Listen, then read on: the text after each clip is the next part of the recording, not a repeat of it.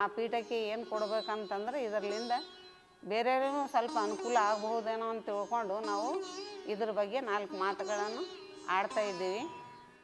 ಇಂಥ ಒಂದು ಮಹಾ ಶರಣ ಮೇಳ, ಕಲ್ಯಾಣ ಪರ್ವ, ಈ ಎಲ್ಲ ಕಾರ್ಯಕ್ರಮಗಳು ಎದೆಗೊಟ್ಟದೆ ಸತತವಾಗಿ ನದಿ ಹರಿಯ ಹಾಗೆ ಸಮುದ್ರಕ್ಕೆ ಕಲಿಯುವ ಹಾಗೆ ಯಾವ ಸತತ ನಡೆಯುತ್ತಲೇ ಇದೆ. ಇಂಥ ಒಂದು 25 ಶರಣ ಮೇಳ ಹಾಗೂ ಕಲ್ಯಾಣ ಪರ್ವ ಉದ್ದೇಶ ಇದೆ. ಎಷ್ಟೇ ಹೇಳಿ ನಮ್ಮ ಒಂದು ಕಾರ್ಯಕ್ರಮ. ಓಂ ಶ್ರೀ ಗುರು ಬಸವ ಲಿಂಗಾಯ ನಮಃ. ಸೃಷ್ಟಿಕರ್ತ ಲಿಂಗದೇವ ಹಾಗೂ ಧರ್ಮಗುರು ಬಸವಣ್ಣನವರನ್ನು ಹೃದಯ ಮಂದಿರದಲ್ಲಿ ಧ್ಯಾನಿಸುತ್ತಾ, ಅಪ್ಪಾಜಿ ಹಾಗೂ ಪೂಜ್ಯ ಮಾತಾಜಿಯವರನ್ನು ಎನ್ನ ಹೃದಯ ಕಮಲದಲ್ಲಿ ಧ್ಯಾನಿಸುತ್ತಾ, 25ನೇ ಶರಣ ಮೇಳ ಒಂದು ಯಶಸ್ವಿಯಾಗಿ ನಡೆಯಬೇಕು ಹಾಗೂ ಈ ಒಂದು ಬಸವಧರ್ಮ ಪೀಠದಿಂದ ಏನು 25ನೇ ಶರಣ ಮೇಳ ಕಾರ್ಯಕ್ರಮವನ್ನು ನಡೆಯುತ್ತಿದೆ, ಆ ಒಂದು ಕಾರ್ಯಕ್ರಮಕ್ಕೆ ನಾವು ನಮ್ಮ ಒಂದು ಕುಟುಂಬದ ವತಿಯಿಂದ ಒಂದು ಮಾತಾಜಿಯವರ ಮಾತಾಜಿಯವರ ಪ್ರವಚನದ ಕ್ಯಾಸೆಟಿಗಾಗಿ ನಮ್ಮ ಅಲ್ಪ ಕಾಣಿಕೆಯನ್ನು ಸಲ್ಲಿಸಿದ್ದೇವೆ. ಇದಕ್ಕೆ ನಾನು ಕೃತಜ್ಞತೆಯನ್ನು ಸಲ್ಲಿಸುತ್ತಿದ್ದೇನೆ ಪರಮ ಪೂಜ್ಯ ಮಾತಾಜಿಯವರಿಗೂ ಹಾಗೂ ಬಸವಧರ್ಮ ಪೀಠಕ್ಕೆ. ನಾನು ಶ್ರೀನಾಥ್ ಕೋರೆ, ರಾಷ್ಟ್ರೀಯ ಬಸವದಳ ಹಾಗೂ ಬಸವಧರ್ಮ ಪೀಠದ ವತಿಯಿಂದ ನಾನು ಸುಮಾರು ಒಂದು 20 ವರ್ಷದಿಂದ ಒಂದು ಕಾರ್ಯಕರ್ತನಾಗಿ ಸೇವೆಯನ್ನು ಸಲ್ಲಿಸುತ್ತಾ ಬಂದಿದ್ದೇನೆ. ಹಾಗೂ ಈ ಒಂದು ಬಸವಧರ್ಮ ಪೀಠಕ್ಕೆ ಬಂದಿದ ಎಲ್ಲ ನಮ್ಮ ಕುಟುಂಬದವರಿಗೂ ಒಂದು ಒಳ್ಳೆಯದಾಗಿದೆ. ಹಾಗೂ ನಮ್ಮ ಒಂದು ಪೂರ ಎಲ್ಲ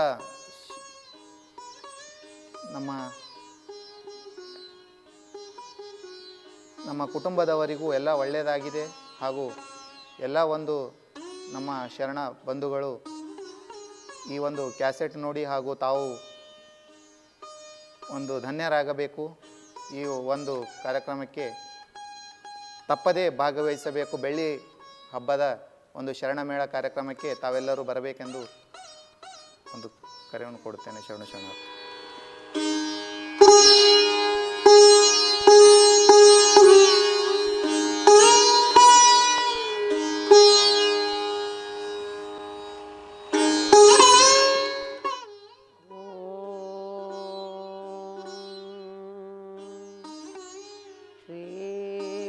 ಬಸವ ಲಿಂಗಾಯ ನಮಃ. ಬಸವಂ ಪ್ರಣವಾಕಾರಂ ಬಸವಂ ಶರಣಾಗತರಕ್ಷಕವರಲೋಲಂ ಬಸವಂ ಜನ್ಮಕುಠಾರಂ ಬಸವಂ ನಮಾಮಿ ಶ್ರೀ ಗುರು ಬಸವೇಶಂ. ಸೃಷ್ಟಿಕರ್ತನೂ ಸರ್ವಶಕ್ತನೂ ಆದ ಲಿಂಗದೇವರನ್ನು ಹನುಮಂದಿರದಲ್ಲಿ ಸ್ಮರಿಸಿ, ಧರ್ಮಕರ್ತ ಮಂತ್ರಪುರುಷ ಗುರು ಬಸವಣ್ಣವರನ್ನು ಧ್ಯಾನಿಸಿ, ಪ್ರವಚನ ಪಿತಾಮಹ ಪರಮಪೂಜ್ಯ ಲಿಂಗೈಕ್ಯ ಮಹಾಜಗದ್ಗುರು ಲಿಂಗಾನಂದ ಅಪ್ಪಾಜಿಯವರನ್ನು ಮನದಲ್ಲಿ ನೆನೆದು, ಇಲ್ಲಿ ಸಮಾವೇಶವಾಗಿರುವ ಎಲ್ಲ ಶರಣ ಬಂಧುಗಳೇ, ತಮಗೆಲ್ಲ ಶರಣು ಶರಣಾರ್ಥಿ. ಹರ ಪೂಜೆ ಗುರು ಸೇವೆ ವರ ಪುಣ್ಯವಿಲ್ಲದೆ ಬರಿದೆ ಸುಖ ಭೋಗ ದೊರಕುವುದುಂಟೆ ಆತ್ಮ. ಹರ ಪೂಜೆ ಗುರು ಸೇವೆ ವರ ಪುಣ್ಯವಿಲ್ಲದೆ ಬರಿದೆ ಸುಖ ಭೋಗವು ದೊರಕುವುದುಂಟೆ ಆತ್ಮ. ಹಣವಿದ್ದಾಗಲೇ ಭಕ್ತಿ, ನೆನವಿದ್ದಾಗಲೇ ಸೇವೆ. ಹಣವಿದ್ದಾಗಲೇ ಭಕ್ತಿ, ನೆನವಿದ್ದಾಗಲೇ ಸೇವೆ. ಗುಣವಿದ್ದಾಗಲೇ ಮಾಡಿ ಮುಕ್ತಿ ಪಡೆಯಾತ್ಮ. ಒಣ ಮಾತಾಡಿದರೆಲ್ಲ ಸಣೆ ಹರಿದು ಹೋಗುವುದೇ.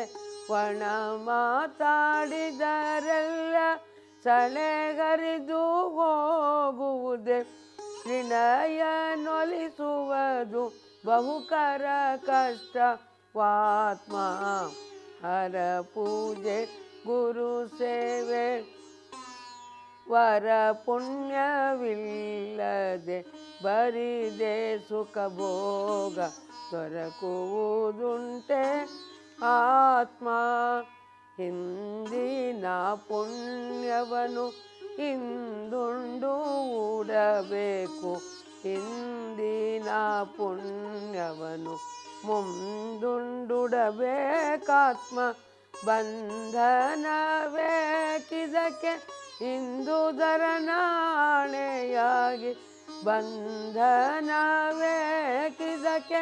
ಇಂದುದರ ನಾಣೆಯಾಗಿ ಸಂದೇಹ ಇಲ್ಲವೋ ತಿಳಿ ಕಂಡೆಯಾತ್ಮ ಹರ ಪೂಜೆ ಗುರು ಸೇವೆ ವರ ಪುಣ್ಯವಿಲ್ಲದೆ ಬರಿದೆ ಸುಖ ಭೋಗ ದೊರಕುವುದುಂಟೆ ಆತ್ಮ ಹರಿಯ ಜಸುರರೆಲ್ಲ ಶರೀರ ದಂಡನೆ ಮಾಡಿ ಪರಮಾತ್ಮನ ನೊಲಿಸಿದರು ಸುಗಮವಲ್ಲಲೇ ಆತ್ಮ ಹರಿಯ ಜಸುರರೆಲ್ಲ ಶರೀರ ದಂಡನೆ ಮಾಡಿ ಪರಮಾತ್ಮನ ನೊಲಿಸಿದರು ಸುಗಮವಲ್ಲಲೇ ಆತ್ಮ ಹರಿಯ ಜಸುರರೆಲ್ಲ ಶರೀರ ದಂಡನೆ ಮಾಡಿ ಪರಮಾತ್ಮನ ನೊಲಿಸಿದರು ಸುಗಮವಲ್ಲವೇ ಆತ್ಮ ಹರಿಯ ಜಸುರರೆಲ್ಲ ಶರೀರ ದಂಡನೆ ಮಾಡಿ ಪರಮಾತ್ಮನ ನೊಲಿಸಿದರು ಸುಗಮವಲ್ಲವೇ ಆತ್ಮ ನರ ಪಾಪ ಪುಣ್ಯವನ್ನು ನರರ ಸರಗಿಲಿ ಹಾಕಿ ನರ ಪಾಪ ಪುಣ್ಯವನ್ನು ನರರ ಸರಗಿಲಿ ಹಾಕಿ ಗುರು ಮಹಂತ ಲಿಂಗ ತಾನು ಮರೆಯಾಗಿರುತ್ತಿರುವ ಹರ ಪೂಜೆ ಗುರು ಸೇವೆ ವರ ಪುಣ್ಯವಿಲ್ಲದೆ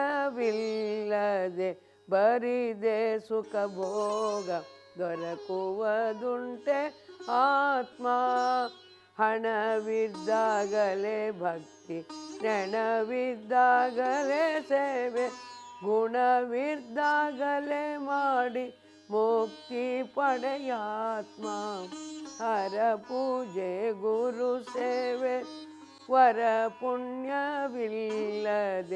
ಬರಿದೆ ಸುಖ ಭೋಗ ದೊರಕುವುದುಂಟೆ ಆತ್ಮ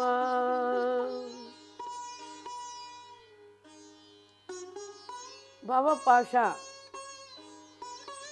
ಭವಬಂಧನವಾದ ಕಾರಣವೇನಯ್ಯ ಹಿಂದಣ ಜನ್ಮದಲ್ಲಿ ಲಿಂಗವ ಮರೆದನಾಗಿ ಹಿಂದಣ ಸಿರಿಯಲ್ಲಿ ಜಂಗಮವ ಜರಿದನಾಗಿ ಅರಿದೊಡಿ ಸಂಸಾರವ ಹೊದ್ದಲ್ಲಿವೆನೆ ಲಿಂಗದೇವ ಹಿಂದಿನ ಜನ್ಮದ ಪಾಶವು ಈ ಜನ್ಮದ ಬಂಧನಕ್ಕೆ ಕಾರಣವಾಯಿತು. ಈ ರೀತಿಯ ಆಗಲಿಕ್ಕೇನು ಕಾರಣ ಅಂದರೆ ಹಿಂದಿನ ಜನ್ಮದಲ್ಲಿ ನಾನು ಪರಮಾತ್ಮನನ್ನು ಮರೆತಿದ್ದೇ ಕಾರಣ.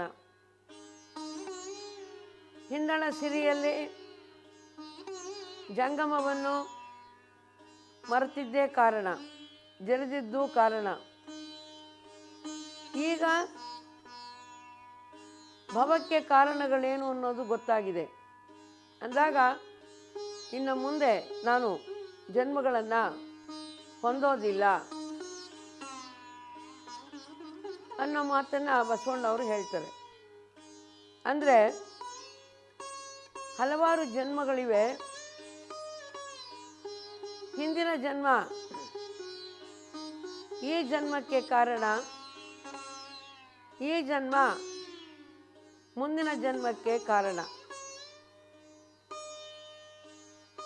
ಅಂತ ಹೇಳಿ ಈ ವಚನದ ಅಂತರಾರ್ಥವಾಗಿದೆ. ಕೆಲವರು ವಾದ ಮಾಡ್ತಾರೆ, ವೈದಿಕ ಧರ್ಮ ಕರ್ಮವಾದವನ್ನು ಹೇಳಿದೆ, ಬಸವ ಧರ್ಮ ಕರ್ಮ ಸಿದ್ಧಾಂತವನ್ನು ನಂಬಿಲ್ಲ ಅಂತ. ಕರ್ಮ ಸಿದ್ಧಾಂತ ಬೇರೆ, ಕರ್ಮವಾದ ಬೇರೆ. ಥಿಯರಿ ಆಫ್ ರೀಬರ್ತ್ ಕರ್ಮ ಸಿದ್ಧಾಂತ, ಫೆಟಾಲಿಸಮ್ ಅಥವಾ ವಿಧಿವಾದ ಕರ್ಮವಾದ, ಇವೆರಡಕ್ಕೂ ಭಾಳ ವ್ಯತ್ಯಾಸ ಇದೆ. ಆದ್ದರಿಂದ ನಾವು ಸರಿಯಾಗಿ ತತ್ವವನ್ನು ತಿಳ್ಕೊಳ್ಳುವಂಥದ್ದು ಭಾಳ ಅಗತ್ಯ ಇದೆ. ಬಸವಾದಿ ಪ್ರಮಥರು ಅನಂತ ಜನ್ಮಗಳನ್ನು ನಂಬಿಲ್ಲ ಅಂಥೇಳಿ ಏನು ವಾದ ಮಾಡ್ತಾರೋ ಈ ಜನ, ಇವರಿಗೆ ವಚನಗಳ ರೂಪದಲ್ಲೇ ನಾವು ಉತ್ತರವನ್ನು ಕೊಡಲಿಕ್ಕೆ ಬರ್ತಾ ಇದೆ. ಈ ಕರ್ಮ ಸಿದ್ಧಾಂತ ಏನು ಹೇಳುತ್ತೆ ಅಂದರೆ, ಈ ಜನ್ಮ ಹಿಂದಿನ ಜನ್ಮದ ಫಲ, ಮುಂದಿನ ಜನ್ಮಕ್ಕೆ ಬೀಜ. ಈಗ ಒಂದು ಹಣ್ಣಿರುತ್ತೆ, ಆ ಹಣ್ಣು ಒಂದು ವೃಕ್ಷದ ಫಲ, ಇನ್ನೊಂದು ವೃಕ್ಷಕ್ಕೆ ಬೀಜ. ಒಂದು ವೃಕ್ಷದ ಕಾರ್ಯ, ಇನ್ನೊಂದು ವೃಕ್ಷಕ್ಕೆ ಕಾರಣ. ಈ ಕಾರ್ಯಕಾರಣ ಸಿದ್ಧಾಂತಕ್ಕೇ ನಾವು ಕರ್ಮ ಸಿದ್ಧಾಂತ ಅನ್ನೋದು. ಕಾಸ್ ಆ್ಯಂಡ್ ಇಫೆಕ್ಟ್ ರಿಲೇಷನ್ ಅಂತ ವಿಜ್ಞಾನದಲ್ಲಿ ಏನು ಹೇಳ್ತಾರೋ, ಇದಕ್ಕೇ ನಾವು ಕರ್ಮ ಸಿದ್ಧಾಂತ ಅಂತ ಕರೆಯೋದು. ಅಂದರೆ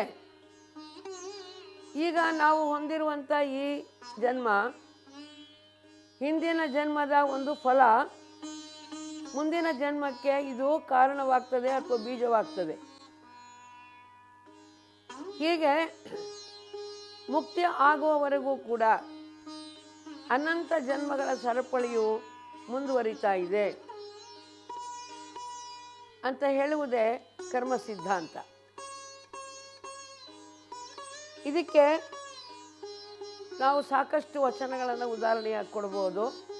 ಇವತ್ತು ಗುರು ಬಸವಣ್ಣನವರೇ ಹೇಳಿರಲಿ, ಅಕ್ಕ ಮಹಾದೇವಿಯೇ ಹೇಳಿರಲಿ, ಅಲ್ಲಮ ಪ್ರಭುವೇ ಹೇಳಿರಲಿ, ಸಿದ್ದರಾಮೇಶ್ವರೇ ಹೇಳಿರಲಿ, ಇವರೆಲ್ಲರ ವಿಚಾರವೂ ಕೂಡ ಒಂದೇ. ಆದ್ದರಿಂದ ಇವರೆಲ್ಲರ ಒಂದು ವಚನಗಳ ಆಧಾರದ ಮೇಲೆ ನಾವು ಕರ್ಮ ಸಿದ್ಧಾಂತವನ್ನು ಈಗ ವಿಶ್ಲೇಷಿಸೋಣ. ಒಂದು ವಚನದಲ್ಲಿ ಅಕ್ಕ ಮಹಾದೇವಿ ತಾಯಿಯವರು ಹೇಳ್ತಾ ಇದ್ದಾರೆ, ಒಂದಲ್ಲ ಎರಡಲ್ಲ ಮೂರಲ್ಲ ನಾಲ್ಕಲ್ಲ 84 ಲಕ್ಷ ಯೋನಿಯೊಳಗೆ ಬಂದೆ ಬಾರದ ಶುಭಾಶುಭಗಳನ್ನು ಉಂಡೆ ಹಿಂದನ ಜನನವೇನಾದೊಡಾಗಲಿ ಮುಂದೆ ನೀ ಕರುಣಿಸ ಚನ್ನ ಮಲ್ಲಿಕಾರ್ಜುನ. ನೋಡಿ, ಅಕ್ಕ ಮಹಾದೇವಿಯವರು ಹೇಳ್ತಾ ಇದ್ದಾರೆ, ಒಂದಲ್ಲ ಎರಡಲ್ಲ ಮೂರಲ್ಲ ನಾಲ್ಕಲ್ಲ 84 ಲಕ್ಷ ಯೋನಿಯೊಳಗೆ ಬಂದೆ ಬಾರದ ಶುಭಾಶುಭಗಳನ್ನು ಉಂಡೆ ಹಿಂದಣ ಜನನವೇನಾದೊಡಾಗಲಿ, ಇಲ್ಲಿ ತನಕ ಇಷ್ಟು ಜನ್ಮಗಳನ್ನು ಎತ್ತಿ ಬಂದಿದ್ದೀನಿ, ಹಿಂದಿನ ಜನ್ಮವೇನಾದೊಡಾಗಲಿ ಮುಂದೆ ನೀ ಕರುಣಿಸ. ಮುಂದೆ ಮಾತ್ರ ಈ ಭವದ ಬಳ್ಳಿ ತುಂಡರಿಸಲ್ಪಡಬೇಕು. ಹಾಗೆ ತುಂಡರಿಸಲ್ಪಡಬೇಕಾದ್ರೆ ಏನು ಮಾಡಬೇಕು ಅನ್ನೋದ್ರ ಬಗ್ಗೆ ನಂತರ ನಾನು ಹೇಳ್ತಾ ಇದ್ದೀನಿ. ಇನ್ನೊಂದು ವಚನದಲ್ಲಿ ಅಕ್ಕಮಹಾದೇವಿಯವರು ಹೇಳ್ತಾರೆ, ತರಣಿಯ ಹುಳು ತನ್ನ ಸ್ನೇಹದಲ್ಲಿ ಮನೆಯ ಮಾಡಿ ತನ್ನ ನೂಲು ತನ್ನ ಸುತ್ತಿ ಸಾವ ತೆರನಂತೆ ಮನಬಂಧುದ ಬಯಸಿ ಬೇವುತ್ತಿದ್ದೇನೆ ಅಯ್ಯ ಎನ್ನ ಮನದ ದುರಾಶಯ ಮಾಡಿಸಿ ನಿಮ್ಮತ್ತ ತೋರ ಚನ್ನ ಮಲ್ಲಿಕಾರ್ಜುನ. ತೆರಣಿಯ ಹುಳು ಅಂದರೆ ರೇಷ್ಮೆಯ ಹುಳು ಅತ್ಯಂತ ಪ್ರೀತಿಯಿಂದ ತನ್ನ ಬಾಯೊಳಗಿರುವಂಥ ಜೊಲ್ಲು ರಸವನ್ನು ತೆಗೆದು ಒಂದು ಗೂಡನ್ನು ಕಟ್ಟುತ್ತೆ. ತಾನು ಮಧ್ಯದಲ್ಲಿ ನಿಂತು ಒಳಗಡೆ ಇದ್ದು ತನ್ನ ಸುತ್ತಲೂ ಒಂದು ಗೂಡನ್ನು ಅದು ಕಟ್ಟಿಕೊಳ್ತಾ ಇದೆ. ಆ ಗೂಡಿನ ಆಸೆಗಾಗಿ ಮನುಷ್ಯ ಹುಳು ಸಮೇತವಾಗಿ ಆ ಗೂಡನ್ನು ಕುದಿಸ್ತಾನೆ. ಕುದಿಸಿ ಅದರಿಂದ ರೇಷ್ಮೆ ಎಳೆಯನ್ನು ತೆಕ್ಕೊಳ್ತಾನೆ. ನೋಡಿ, ಇದು ತಾನೇ ತಂದುಕೊಂಡಂಥ ಒಂದು ಸಾವು. ಅದೇ ರೀತಿ ಜೀವಾತ್ಮನೂ ಕೂಡ ಮನಬಂಧುದ ಬಯಸಿ ಬೇವುತ್ತಿದ್ದೇನೆ, ತನ್ನನ್ನೇ ಕೇಂದ್ರವಾಗಿಟ್ಟುಕೊಂಡು ತನ್ನ ಸುತ್ತಲೂ ನಾನು, ನನ್ನದು, ನನ್ನಿಂದ ನನಗೆ ಎನ್ನುವ ಗೂಡನ್ನು ಕಟ್ಕೋತಾ ಹೋಗ್ತಾ ಇದ್ದಾನೆ. ಆದ್ದರಿಂದ ಅಯ್ಯ, ಎನ್ನ ಮನದ ದುರಾಶಯ ಮಾಣಿಸಿ, ನನ್ನ ಮನಸ್ಸಿನ ಆಸೆಗಳನ್ನು ಕತ್ತರಿಸಿ ನಿಮ್ಮತ್ತ ತೋರ ಚನ್ನಮಲ್ಲಿಕಾರ್ಜುನ. ಅಕ್ಕಮಹಾದೇವಿಯ ಇನ್ನೊಂದು ವಚನದಲ್ಲಿ ಹೀಗೆ ಬರುತ್ತೆ, ಸಂಸಾರವೆಂಬುದೊಂದು ಹಗೆಯ ತಂದೆ, ವಂಶ ತಪ್ಪದೆ ಅರಸಿಕೊಂಡು ಬರುತ್ತಿದೆಯಯ್ಯ, ಎನ್ನುವನು ಅರಸಿ ಹಿಡಿದು ಕೊಲ್ಲುತ್ತಿದೆಯಯ್ಯ, ನಿಮ್ಮ ಮೊರೆ ಹೊಕ್ಕೆ ಕಾಯಯ್ಯ, ಎನ್ನ ಭಿನ್ನಪ್ಪವನ ಅವಧಾರು ಚನ್ನಮಲ್ಲಿಕಾರ್ಜುನ. ಸಂಸಾರವೆಂಬುದೊಂದು ಹಗೆಯ ತಂದೆ. ಇಲ್ಲಿ ಭವ, ಸಂಸಾರ ಅಂದರೆ ಹುಟ್ಟು ಸಾವುಗಳ ನಿರಂತರ ಯಾತ್ರೆಗೇನೆ ಸಂಸಾರ ಅಂತ ಕರೆದಿದ್ದಾರೆ. ಇಲ್ಲಿ ಈ ಸಂಸಾರ ಅಂದರೆ ಹುಟ್ಟು ಸಾವುಗಳ ಯಾತ್ರೆ, ಇದು ಒಂದು ಹಗೆಯ ತಂದೆ, ಇದು ಒಂದು ಶತ್ರು. ಈ ಶತ್ರು ವಂಶ ತಪ್ಪದೆ ಅರಸಿಕೊಂಡು ಬರುತ್ತಿದೆಯಯ್ಯ. ಅದು ಬೆನ್ನತ್ತಿದೆ ಅಂತ ತಿಳ್ಕೊಂಡು ಮನುಷ್ಯ ಸಂಸಾರ ಜಂಜಡದಲ್ಲಿ ಸಿಕ್ಕಿ ಬೀಳ್ತಾನೆ. ಪುನಃ ತನ್ನ ಮಕ್ಕಳಾಯಿತು, ಮರಿಯಾಯಿತು, ಮೊಮ್ಮಕ್ಕಳಾಯಿತು, ಮರಿಮಕ್ಕಳಾಯಿತು, ಈ ರೀತಿ ಸರಪಳಿಯನ್ನು ಬೆಳೆಸ್ತಾ ಹೋಗ್ತಾ ಇದ್ದಾನೆ. ವಂಶ ತಪ್ಪದೆ ಅರಸಿಕೊಂಡು ಬರುತ್ತಿದೆಯಯ್ಯ, ಅರಸಿ ಹಿಡಿದು ಕೊಲ್ಲುತ್ತಿದೆಯಯ್ಯ. ಅದಕ್ಕಾಗಿ ದೇವರೇ, ನಿಮ್ಮನ್ನು ಮೊರೆ ಹೊಕ್ಕಿದ್ದೀವಿ ಈಗ. ಆದ್ದರಿಂದ ಇನ್ನು ಮುಂದೆ ಈ ಸಂಸಾರ ಅನ್ನುವ ಶತ್ರು ನಿನ್ನ ಕೈಯಲ್ಲಿ ಸಿಕ್ಕಿ ಹತನಾಗ್ತಾನೆ. ಆದ್ದರಿಂದ ನನಗೆ ಬಂಧನ ಇಲ್ಲ, ಭವ ಇಲ್ಲ ಅನ್ನೋ ಮಾತನ್ನು ಅಕ್ಕಮಹಾದೇವಿ ಹೇಳ್ತಾ ಇದ್ದಾರೆ. ಒಂದು ವಚನದಲ್ಲಿ ಬಸವಣ್ಣವರು ಹೇಳ್ತಾರೆ, ಊರ ಸೀರೆಗೆ ಅಗಸ ತಡೆಬಡೆಗೊಂಡಂತೆ ಹೊನ್ನೆನ್ನದು ಹೆಣ್ಣೆನ್ನದು ಮಣ್ಣೆನ್ನದು ಎಂದು ಕೆಮ್ಮನೆ ಕೆಟ್ಟೆನಯ್ಯ. ನೆನೆದು ನಿಮ್ಮನ್ನರಿಯದ ಕಾರಣ ಕೆಮ್ಮನೆ ಕೆಟ್ಟೆನಯ್ಯ ಚನ್ನಮಲ್ಲಿಕಾರ್ಜುನಯ್ಯ. ಇನ್ನೊಂದು ವಚನ ಅಕ್ಕಮಹಾದೇವಿದೆ ಇದೆ, ಸರಿ ನಾನು ಬಸವಣ್ಣವ್ರದ್ದು ಅಂತ ಹೇಳಿದೆ. ಊರ ಸೀರೆಗೆ ಅಗಸ ತಡೆಬಡೆಗೊಂಡಂತೆ ಮನುಷ್ಯ ನನ್ನದು ಅನ್ನುವಂಥ ಭ್ರಾಂತಿಗೊಳಗಾಗ್ತಾನಂತೆ. ಇಲ್ಲಿ ಮಂದಿಯ ಬಟ್ಟೆಗಳನ್ನು ತಂದು ಅಗಸ ಶ್ರೀಮಂತರ ಹೆಣ್ಣು ಮಕ್ಕಳ ಸೀರೆಗಳನ್ನು ತಂದು ಸ್ವಚ್ಛ ಮಾಡಿಕೊಡ್ಲಿಕ್ಕೆ ಅಂತ ತಂದಾಗ ತನ್ನ ಹೆಂಡತಿ ಉಡಿಸಿ ಸಂತೋಷ ಪಡ್ತಾನೆ, ಹೆಮ್ಮೆ ಪಡ್ತಾ ಇರ್ತಾನೆ, ಪ್ರದರ್ಶನ ಮಾಡ್ಕೊಳ್ತಾ ಇರ್ತಾನೆ. ಒಂದು ಅರ್ಥ. ಇನ್ನೊಂದು ಅರ್ಥ ಏನಪ್ಪ ಅಂದರೆ, ಊರೊಳಗೆ ಕಾಂಪಿಟಿಷನ್ ಇರುತ್ತೆ ಅಗಸರುಗಳ ಮಧ್ಯದಲ್ಲಿ. ಇಂಥ ಶ್ರೀಮಂತರ ಮನೆ ಬಟ್ಟೆ ನಂಗೆ ಸಿಗ್ತವೆ, ಇಂಥ ರಾಜರ ಮನೆ ನಂಗೆ ಬಟ್ಟೆ ನಮಗೆ ಸಿಗ್ತವೆ ಅಂತ ಅದರಲ್ಲೂ ಕೂಡ ಹೆಮ್ಮೆಯಿಂದ ಅವರು ಹೇಳ್ಕೊಳ್ತಾ ಇರ್ತಾರೆ. ಹೀಗೆ ಇವ್ರದ್ದೇನಲ್ಲ ಬಟ್ಟೆ, ಅದು ಊರ ಸೀರೆಗೆ ಅಗಸ ತಡೆಬಡೆಗೊಂಡಂತೆ. ಊರಿನ ವಸ್ತ್ರಗಳಿಗಾಗಿ ಅಗಸ ಧಾವತಿ ಪಡ್ತಾ ಇರ್ತಾನಲ್ಲ, ಆ ರೀತಿಯಲ್ಲಿ ಹೊನ್ನು ಹೆಣ್ಣು ಮಣ್ಣು ಇವನ್ನು ಕುರಿತು ಕೂಡ ಮನುಷ್ಯ ನನ್ನದೊಂದು ಅಭಿಮಾನವನ್ನು ತಾಳ್ತಾ ಇರ್ತಾನೆ. ಹೀಗಾಗಿ ನೆನೆದು ನಿಮ್ಮನ್ನರಿಯದ ಕಾರಣ ಕೆಮ್ಮನೆ ಕೆಟ್ಟನಯ್ಯ ಚನ್ನಮಲ್ಲಿಕಾರ್ಜುನ. ಈ ಭವ ಯಾಕೆ ಬರುತ್ತೆ ಅಂದರೆ, ಇನ್ನೊಂದು ವಚನದಲ್ಲಿ ಹೇಳ್ತಾ ಇದ್ದಾಳೆ ಅಕ್ಕಮಹಾದೇವಿ, ಪುಣ್ಯ ಪಾಪಗಳನ್ನರಿಯದ ಮೊದಲು ಅನೇಕ ಭವಂಗಳಲ್ಲಿ ಬಂದೇನಯ್ಯ. ಏನು ಮನುಷ್ಯ ಯಾವುದು ಪುಣ್ಯ, ಯಾವುದನ್ನು ನಾನು ಮಾಡಬೇಕು, ಯಾವುದು ಪಾಪ, ಯಾವುದನ್ನು ನಾನು ಮಾಡಬಾರ್ದು ಅನ್ನೋ ಪರಿಜ್ಞಾನ ಇರಬೇಕು. ಪ್ರಾಣಿಗಳಿಗೆ ಪಾಪ ಪುಣ್ಯಗಳ ಪರಿಜ್ಞಾನ ಇಲ್ಲ, ಹೀಗಾಗಿ ಅವುಗಳಿಗೆ ಶಿಕ್ಷೆ ಕೂಡ ಇಲ್ಲ. ಯಾಕಂದರೆ ಅವುಗಳು ಹುಟ್ಟುಗುಣ ಪ್ರಚೋದಿತವಾಗಿ ಬಾಳ್ತಾ ಇರ್ತವೆ, ಅವುಗಳಿಗೆ ತಿಳುವಳಿಕೆ ಇರೋದಿಲ್ಲ. ತಿಳುವಳಿಕೆ ಇಲ್ಲದೆ ಇರೋದ್ರಿಂದ ಪಾಪ ಪುಣ್ಯಗಳ ಅರಿವು ಇರೋದಿಲ್ಲ. ಈಗ ದಾರಿಯಲ್ಲಿ ಹೋಗ್ತಾ ಒಂದು ಕೋಣ ಒಬ್ಬ ಮನುಷ್ಯನಿಗೆ ಇರಿತು ಅಂತ ತಿಳ್ಕೊಳ್ಳಿ, ಆ ಕೋಣನ ತಗೊಂಡೋಗಿ ಜೈಲಿಗೆ ಹಾಕಲ್ಲ. ಯಾಕಂದರೆ ಅದಕ್ಕೇನು ತಿಳುವಳಿಕೆ ಇಲ್ಲ. ಯಾಂತ್ರಿಕವಾಗಿ ಒಂದು ಸಲ ತಪ್ಪು ಮಾಡಿದೆ, ಶಿಕ್ಷೆ ಕೊಟ್ಟರೆ ಅದಕ್ಕೇನು ಬುದ್ಧಿ ಬರುತ್ತಾ? ಏನಿಲ್ಲ. ಆದರೆ ಮನುಷ್ಯರಿಗೆ ಆ ರೀತಿ ಬಿಡಲ್ಲ. ಅಂದರೆ ಪುಣ್ಯ ಪಾಪಗಳನ್ನರಿಯದ ಮೊದಲು ಯಾವುದು ಪುಣ್ಯ ಮಾಡಬೇಕಾದ್ದು, ಯಾವುದು ಪಾಪ ಮಾಡಬಾರದ್ದು ಅನ್ನುವ ತಿಳುವಳಿಕೆ ಬರಲಿಕ್ಕೂ ಪೂರ್ವದಲ್ಲಿ ಅನೇಕ ಭವಂಗಳಲ್ಲಿ ಬಂದೇನಯ್ಯ, ಅನಂತ ಜನ್ಮಗಳನ್ನು ನಾನು ಎತ್ತಿ ಬಂದೆ.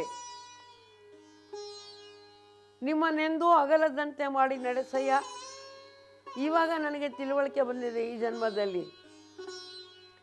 ಇನ್ನು ಮೇಲೆ ನಿಮ್ಮ ನೆನಹನ್ನು, ನಿಮ್ಮ ಸ್ಮರಣೆಯನ್ನು ಎಂದೂ ನಾನು ಮರೆಯದಂತೆ ಮಾಡು. ನಿಮ್ಮ ಧರ್ಮ ನಿಮ್ಮ ಧರ್ಮ, ನಿಮ್ಮನ್ನು ಒಂದನೇ ಬೇಡುವೆನು, ನಿಮ್ಮನ್ನು ಒಂದನೇ ಬೇಡುವೆನು, ಎನ್ನ ಬಂಧನವ ಬಿಡುವಂತೆ ಮಾಡಯ್ಯ ಚನ್ನ ಮಲ್ಲಿಕಾರ್ಜುನ. ಇಲ್ಲಿ ಅಕ್ಕ ಮಹಾದೇವಿ ಒಂದು ಅರಮನೆಯ ಬಂಧನಕ್ಕೆ ಒಳಗಾಗಿದ್ಲು. ಈ ಬಂಧನ ಬಿಡುವಂತೆ ಮಾಡು ಅಂತ ಬೇಡ್ಕೊಳ್ತಾ ಇರೋದು ಒಂದು. ಇನ್ನೊಂದು ಭವಬಂಧನ,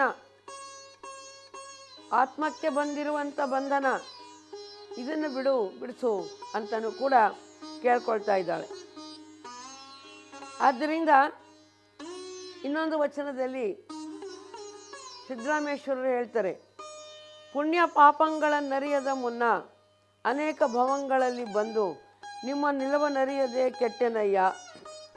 ಇನ್ನು ನಿಮ್ಮ ಶರಣು ಹೊಕ್ಕೆನಾಗಿ ನಾ ನಿಮ್ಮವನೆಂದು ಅಗಲದಂತೆ ಮಾಡಯ್ಯ ಕಪಿಲ ಸಿದ್ಧ ಮಲ್ಲಿಕಾರ್ಜುನ.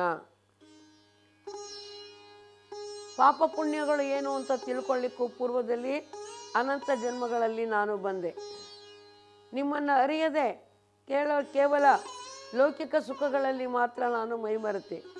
ಈಗ ತಿಳುವಳಿಕೆ ಬಂದಿದೆ, ಇನ್ನು ನಿಮ್ಮನ್ನು ಅಗಲದಂತೆ ನನ್ನ ಮನಸ್ಸನ್ನು ನಿನ್ನಲ್ಲಿ ನಿಲ್ಲಿಸಿಕೋ ಅಂತ ಹೇಳಿ ಈ ರೀತಿಯಾಗಿ ಕೇಳ್ತಾ ಇದ್ದಾರೆ. ಅಂದರೆ ಇಲ್ಲಿ ಶರಣರು ಹೇಳೋ ಪ್ರಕಾರ ಮನುಷ್ಯ ಅನಂತ ಜನ್ಮಗಳನ್ನು ಎತ್ತುತ್ತಾನೆ. ಈಗ ಎರಡನೇ ಜನ್ಮ ಒಂದನೇ ಜನ್ಮದ ಪುನರ್ಜನ್ಮ, ಮೂರನೇ ಜನ್ಮ ಎರಡನೇ ಜನ್ಮದ ಪುನರ್ಜನ್ಮ, ಎರಡನೇ ಜನ್ಮ ಮೂರನೇ ಜನ್ಮದ ಪೂರ್ವಜನ್ಮ. ಹೀಗೆ ಪೂರ್ವಜನ್ಮ ಮತ್ತು ಪುನರ್ಜನ್ಮ ಇವುಗಳ ಸರಪಳಿ ಭಾಳ ದೀರ್ಘವಾದ ರೀತಿಯಲ್ಲಿ ಸಾಗುತ್ತೆ. ಅನಂತ ಜನ್ಮಗಳನ್ನು ಎತ್ತಿ ಈ ಆತ್ಮ ಸಂಚಾರ ಮಾಡ್ತಾ ಇರುತ್ತೆ. ಮಾಡಿ ಕಡೆಯಲ್ಲಿ ಒಂದು ಸಲ ಮುಕ್ತಿಯ ಜನ್ಮಕ್ಕೆ ಬಂದಾಗ ಅದು ಪುನಃ ಪರಮಾತ್ಮನಲ್ಲಿ ಒಂದಾಗುತ್ತೆ, ಮತ್ತೆ ಅದು ಜನ್ಮವನ್ನು ಎತ್ತಬೇಕಾಗಿಲ್ಲ. ಈ ಬಗ್ಗೆ ಅನೇಕ ಸಲ ನಾನು ಉದಾಹರಣೆಯನ್ನು ಕೊಟ್ಟಿದ್ದೀನಿ. ಈ ಪಾಪ ಪುಣ್ಯಗಳ ಆಟ ಹೇಗಿರುತ್ತೆ ಅಂದರೆ ಕೈಲಾಸ ಪಟ, ಹಾವು ಏಣಿ ಆಟ ಇದ್ದಂಗಿರುತ್ತೆ. ಹಾವಿನ ಬಾಯಿಗೆ ಸಿಕ್ಕಂಥ ಜೀವಾತ್ಮ ಈಗ ಕಾಯಿ ಕವಡೆ ಅಥವಾ ದಾಳುಗಳನ್ನು ಇಟ್ಕೊಂಡು ಆಡ್ತಾ ಇರ್ತಾರೆ, ಕಾಯಿಗಳು ಅಂತ ನಡೆಸ್ತಾ ಇರ್ತಾರೆ ಏನ್ರಿ ಈ ಹಾವು ಏಣಿ ಆಟದಲ್ಲಿ. ಹಾವಿನ ಬಾಯಿಗೆ ಒಂದು ವೇಳೆ ಹೋಗಿ ಕಾಯಿ ಸಿಕ್ಕರೆ ಜರ್ ಅಂತ ಇಳಿದುಬಿಟ್ಟು ಕೆಳಗೆ ಬಾಲಕ್ಕನ್ನು ಹೋಗ್ಬಿಡುತ್ತೆ. ಏಣಿ ಕಾಲಿಗೆ ಸಿಕ್ಕಿಬಿಟ್ರೆ ಸರ್ ಅಂತ ಮೇಲಕ್ಕೆ ಹೋಗ್ಬಿಟ್ಟು ಮೇಲೆ ಕೂತ್ಕೊಳ್ತದೆ. 100ನೇ ಮನೆಗೆ ಹೋದಾಗ ಆಟ ಕ್ಲೋಸ್ ಆಗುತ್ತೆ. ಅದೇ ರೀತಿ ಈ ಜೀವಾತ್ಮ ಅನ್ನೋದೇ ಒಂದು ಕಾಯಿ. ಮನುಷ್ಯ ಮಾಡುವಂಥ ಕೆಲಸಗಳು, ಕಾರ್ಯಗಳು, ಕಲ್ಪನೆಗಳು ವಿಚಾರಗಳು ಅವೇ ದಾಳಗಳು ಅಥವಾ ಕವಡೆಗಳು. ಇದು ಹೀಗೆ ಮುಂದುವರಿಯುತ್ತೆ. ಪುಣ್ಯ ಅನ್ನುವಂಥ ಏಣಿ ಕಾಲಿಗೆ ಸಿಕ್ಕಾಗ ಜೀವಾತ್ಮ ಊರ್ಧ್ವ ಜನ್ಮಗಳಿಗೆ ಹೋಗುತ್ತೆ. ಪಾಪ ಅನ್ನುವ ಏಣಿ ಕಾಲಿಗೆ ಸಿಕ್ಕಾಗ, ಪುಣ್ಯ ಅನ್ನುವ ಏಣಿ ಕಾಲಿಗೆ ಸಿಕ್ಕಾಗ ಊರ್ಧ್ವ ಜನ್ಮಕ್ಕೆ ಹೋಗುತ್ತೆ. ಪಾಪ ಅನ್ನುವ ಹಾವಿ ಬಾಯಿಗೆ ಸಿಕ್ಕಾಗ ಅದೋ ಜನ್ಮಗಳಿಗೆ ಹೋಗುತ್ತೆ. ಆಮೇಲೆ 100ನೇ ಜನ್ಮಕ್ಕೆ ಯಾವಾಗ ಹೋಗುತ್ತೋ ಮುಕ್ತಿ ಆಗುತ್ತೆ. ಇದು ಮತ್ತೆ ಜನ್ಮವನ್ನು ಎತ್ತಬೇಕಾಗಿಲ್ಲ. ಇದಕ್ಕೇನೆ ಕೈಲಾಸ ಪಟ ಅಂತ ಕರೀತಾರೆ ಉತ್ತರ ಕರ್ನಾಟಕದಲ್ಲಿ. ಇಲ್ಲಿ ಹಾವು ಏಣಿ ಆಟ ಅಂತ ಕರೀತಾರೆ. ಇದು ಕರ್ಮ ಸಿದ್ಧಾಂತವನ್ನು ಹೇಳಲಿಕ್ಕಿರುವಂಥ ಅತ್ಯುತ್ತಮವಾದಂಥ ಒಂದು ಉದಾಹರಣೆ. ಹೀಗೆ ಬಸವಣ್ಣನವರು ಕೂಡ ಹಿಂದಿನ ಜನ್ಮದಲ್ಲಿ ದೇವರನ್ನು ಮರೆತಿದ್ದಕ್ಕಾಗಿ, ಜಂಗಮವನ್ನು ಮರೆತಿದ್ದಕ್ಕಾಗಿ ನಾನು ಬಂಧನಕ್ಕೆ ಒಳಗಾಗ್ತಿದ್ದೀನಿ ಅಂತ ಒಂದು ಮಾತನ್ನು ಹೇಳ್ತಾರೆ.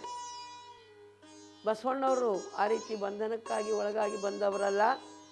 ಏಕೆಂದರೆ ಅಲ್ಲಮಪ್ರಭು ದೇವರು ಹೇಳೋ ಹಾಗೆ ಮರ್ತ್ಯಲೋಕರ ಮಹಾಮನೆ ಹಾಳಾಗಿ ಹೋಗಬಾರದೆಂದು ಕರ್ತನಟ್ಟಿದನಯ್ಯ ಬಸವಣ್ಣನ ಅನ್ನೋ ಹಾಗೆ ಅವರು ಅರಿವಿನ ಸೃಷ್ಟಿಯಲ್ಲಿ ಬಂದವರೇ ಹೊರತು ಮರವಿನ ಸೃಷ್ಟಿಯಲ್ಲಿ ಬಂದವರಲ್ಲ. ಪಾಪ ಪುಣ್ಯಗಳನ್ನು ತೀರಿಸಲಿಕ್ಕೆ ಬಂದವರಲ್ಲ, ಈ ಜಗತ್ತನ್ನು ತಿದ್ದಲಿಕ್ಕೆ ಬಂದವರು ಅನ್ನೋದು ನಾವು ತಿಳ್ಕೊಳ್ಳೋಣ. ಇಲ್ಲಿ ಅವರು ಯಾವಾಗಲೂ ಕೂಡ ಸಿದ್ಧಾಂತವನ್ನು ಬೋಧನೆ ಮಾಡ್ತಾ ಇರ್ತಾರೆ. ತಮ್ಮ ಮೇಲೆ ಹಾಕ್ಕೊಂಡು ಅವರು ಸಿದ್ಧಾಂತವನ್ನು ಬೋಧನೆ ಮಾಡ್ತಾ ಇರ್ತಾರೆ ಅಂತೇಳಿ ನಾವು ತಿಳಿದುಕೊಳ್ಬೇಕು. ಈ ಪುನರ್ಜನ್ಮ ಸಿದ್ಧಾಂತದ ಬಗ್ಗೆ ಪೌರ್ವಾತ್ಯ ಮತ್ತು ಪಾಶ್ಚಿಮಾತ್ಯ ವಿದ್ವಾಂಸರುಗಳು ಏನೇನು ಹೇಳಿದ್ದಾರೆ ಅನ್ನೋದ್ರ ಬಗ್ಗೆ ಒಂದು ಸ್ವಲ್ಪ ನಾವು ಆಲೋಚನೆ ಮಾಡೋಣ. ಪಾಶ್ಚಿಮಾತ್ಯರಲ್ಲಿ ಪ್ರಖ್ಯಾತ ಧಾರ್ಮಿಕ ವಿದ್ವಾಂಸರಾದ doctor Dorner, Rückert Edward Beecher, Henry Ward Beecher, Phillips Brooks, Swedenborg, Emerson ಇತ್ಯಾದಿ ವಿದ್ವಾಂಸರು ಪುನರ್ಜನ್ಮವನ್ನು ನಂಬುತ್ತಾರೆ. ವರ್ಡ್ಸ್ವರ್ತ್, ಟೆನ್ನಿಸನ್ ಮತ್ತು ವಾಲ್ಟ್ ವಿಟ್ಮನ್ ಮುಂತಾದ ಕವಿಗಳು ಸಹ ಪುನರ್ಜನ್ಮವನ್ನು ನಂಬುತ್ತಾರೆ. ವಾಲ್ಟ್ ವಿಟ್ಮನ್ನನು ತನ್ನ ಲೀವ್ಸ್ ಆಫ್ ಗ್ರಾಸ್ ಎಂಬ ಗ್ರಂಥದಲ್ಲಿ ಹೇಳ್ತಾನೆ, as to your life I reckon you are the livings of many deaths. No doubt I have died 10,000 times before. Walt Whitman ಹೇಳ್ತಾನೆ, ನಿಮ್ಮ ಜೀವನಕ್ಕೆ ಕುರಿತು ಹೇಳಬೇಕು ಅಂದರೆ ಇದು ಈ ಜನ್ಮ, ಈ ಜೀವನ ಹಿಂದಿನ ಅನೇಕ ಜನ್ಮಗಳ ಪಳೆಯುಳಿಕೆ. ನಾನು ಸುಮಾರು 10,000 ಸಲ ಸತ್ತಿರಬಹುದು ಅಂದ್ಕೊಳ್ತಾ ಇದ್ದೀನಿ ಅಂತ ಹೇಳ್ತಾನೆ ವಾಲ್ಟ್ ವಿಟ್ಮನ್. ಪ್ರೊಫೆಸರ್ ಹಕ್ಸ್ಲೆ ಅನ್ನುವಂಥ ವಿಜ್ಞಾನಿ ಕೂಡ ಹೇಳ್ತಾನೆ, ಪುನರ್ಜನ್ಮ ಸಿದ್ಧಾಂತವನ್ನು ಕೆಲಸಕ್ಕೆ ಬಾರದುದು ಅಂತ ಹೇಳಿ ಸರಿಯಾಗಿ ವಿಚಾರ ಮಾಡದವರು ಮಾತ್ರ ಹಳಿತಾರೆ.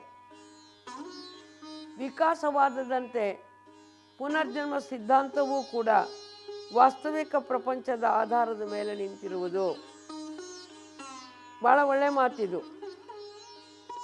ಪುನರ್ಜನ್ಮ ಸಿದ್ಧಾಂತವನ್ನು ಕೆಲಸಕ್ಕೆ ಬಾರದುದು ಅಂತ ಹೇಳಿ ವಿಚಾರ ಮಾಡದೇ ಇದ್ದವರು ಮಾತ್ರ ಹಳಿತಾರೆ. ವಿಕಾಸವಾದದಂತೆ ಇದು ಕೂಡ ವಾಸ್ತವಿಕತೆಯ ತಳಹದಿಯ ಮೇಲೆ ನಿಂತಿದೆ ಅಂತ ಹೇಳ್ತಾನೆ. ಚಾರ್ಲ್ಸ್ ಡಾರ್ವಿನ್ನನ ವಿಕಾಸವಾದ ಏಕಕೋಶ ಜೀವಿಯಾದ ಅಮೀಬಾದಿಂದ ಬಹುಕೋಶ ಜೀವಿಯಾದ ಮಾನವನವರೆಗೆ ಒಂದು ರೀತಿಯ ಎವಲ್ಯೂಷನ್, ವಿಕಾಸ ಸಾಗಿ ಬಂದಿದೆ ಅಂತ ಹೇಳಿ ಹೇಳುತ್ತೆ. ಒಳ್ಳೆಯದು. ಪುನರ್ಜನ್ಮ ಸಿದ್ಧಾಂತ ಈ ಮಾನವನಿಂದ ಅತಿ ಮಾನವನವರೆಗೆ, ಮಾನವನಿಂದ ದೈವಿ ಮಾನವನವರೆಗೆ ಇನ್ನೊಂದು ಆತ್ಮಿಕವಾದ ವಿಕಾಸ ಸಾಗಿದೆ. ಸ್ಪಿರಿಚುವಲ್ ಎವಲ್ಯೂಷನ್, ಆತ್ಮದ ವಿಕಾಸ ಸಾಗಿದೆ. ಆದ್ದರಿಂದ ಪುನರ್ಜನ್ಮ ಹೇಗೆ ಚಾರ್ಲ್ಸ್ ಡಾರ್ವಿನ್ನನ ಎವಲ್ಯೂಷನ್ ಥಿಯರಿ ನ್ಯಾಚುರಲ್ ಎವಲ್ಯೂಷನನ್ನು ಹೇಳುತ್ತೋ, ಅದೇ ರೀತಿ ಇದು ಸ್ಪಿರಿಚುವಲ್ ಎವಲ್ಯೂಷನನ್ನು ಹೇಳ್ತಾ ಇದೆ. ದೊಡ್ಡ ಸಂಶಯವಾದಿಯಾದ ಹ್ಯೂಮ್ ಹೇಳ್ತಾನೆ, ಆತ್ಮನ ಅಮರತ್ವ ಎಂಬುದರಲ್ಲಿ ಅವನ ಒಂದು ಪುಸ್ತಕ ಆತ್ಮನ ಅಮರತ್ವ, ಇಮ್ಮಾರ್ಟ್ಯಾಲಿಟಿ ಆಫ್ ದ ಸೋಲ್, ಪುನರ್ಜನ್ಮ ಸಿದ್ಧಾಂತ ತತ್ವ ಒಂದನ್ನೇ ಮನ್ನಿಸಬೇಕಾಗಿದೆ ಅಂತ ಹೇಳಿ ಹ್ಯೂಮ್ ಹೇಳ್ತಾ ಇದ್ದಾನೆ. ಹೀಗೆ ಅನೇಕ ಜನ ಪಾಶ್ಚಿಮಾತ್ಯರು ಮತ್ತು ಗ್ರೀಕರು, ಸಾಲಮನ್ ತನ್ನ ಬುಕ್ ಆಫ್ ವಿಸ್ಡಾಮ್ದಲ್ಲಿ ಹೀಗೆ ಬರೀತಾನೆ, ನಾನು ಒಳ್ಳೆಯ ಸ್ವಭಾವದ ಮಗುವಾಗಿದ್ದೆ, ಆದ ಕಾರಣವೇ ಒಳ್ಳೆಯ ಜೀವ ನನಗೆ ಬಂದಿತ್ತು. ನಾನು ಒಳ್ಳೆಯವನಾಗಿದ್ದುದರಿಂದ ನಾನೊಂದು ಪರಿಶುದ್ಧವಾದ ದೇಹಕ್ಕೆ ಬಂದೆ ಅಂತ ಹೇಳಿ ಸಾಲಮನ್ ಬರೀತಾನೆ. ಪ್ಲೇಟೋ ಹೇಳ್ತಾನೆ, ಜೀವ ದೇಹಕ್ಕಿಂತಲೂ ಪುರಾತನವಾದದ್ದು. ಜೀವ ಹಲವು ವೇಳೆ ಈ ಪ್ರಪಂಚಕ್ಕೆ ಬರುತ್ತಿರುವುದು. ನೋಡಿ, ಜೀವ ದೇಹಕ್ಕಿಂತಲೂ ಪುರಾತನವಾದದ್ದು, ಜೀವ ಹಲವು ವೇಳೆ ಈ ಪ್ರಪಂಚಕ್ಕೆ ಬರುತ್ತಿರುವುದು. ಪೈಥಾಗರಸ್ ಭಾಳ ಚೆನ್ನಾಗಿ ಹೇಳ್ತಾನೆ, ಮಾನವ ಜೀವ ಅವಿನಾಶಿ ಎಂದು ಈಜಿಪ್ಟಿನವರು ಸಾರುತ್ತಾರೆ. ಒಬ್ಬ ಸತ್ತರೆ ಅವನ ಜೀವ ಸ್ವೀಕರಿಸಲು ಹೊಣೆಯಾಗಿರುವ ಇತರರನ್ನು ಸೇರುವುದು. ಎಲ್ಲರಿಗೂ ಜೀವವಿದೆ, ಎಲ್ಲವೂ ಜೀವಮಯವೇ, ಭೌತಿಕ ಪ್ರಪಂಚದಲ್ಲಿ ಕರ್ಮಾನುಸಾರ ಸಂಚರಿಸುತ್ತಿರುವುದು. ಡ್ರೈಡನ್ ತನ್ನ ಓವಿಡ್ ಅನ್ನುವ ಗ್ರಂಥದಲ್ಲಿ ಹೀಗೆ ಹೇಳ್ತಾನೆ, ಅಮೃತಮಯವಾದ ಆತ್ಮನನ್ನು ನಾಶ ಮಾಡಲು ಮೃತ್ಯುವಿಗೆ ಆಗಲಾರದು. ಅಮೃತಮಯವಾದ ಆತ್ಮನನ್ನು ನಾಶ ಮಾಡಲು ಮೃತ್ಯುವಿಗೆ ಆಗಲಾರದು. ಈಗಿನ ದೇಹ ಮಣ್ಣು ಪಾಲಾದ ಮೇಲೆ ಜೀವ ಹಿಂದಿನ ಶಕ್ತಿಯಿಂದಲೇ ಹೊಸದೊಂದು ಮನೆಯನ್ನು ಹುಡುಕುವುದು, ಇನ್ನೊಂದು ದೇಹದಲ್ಲಿ ತಂಗಿ ಅದನ್ನು ಜೀವ ಬುದ್ಧಿಯಿಂದ ತುಂಬುವುದು. ಭಾಳ ಮಹತ್ವಪೂರ್ಣ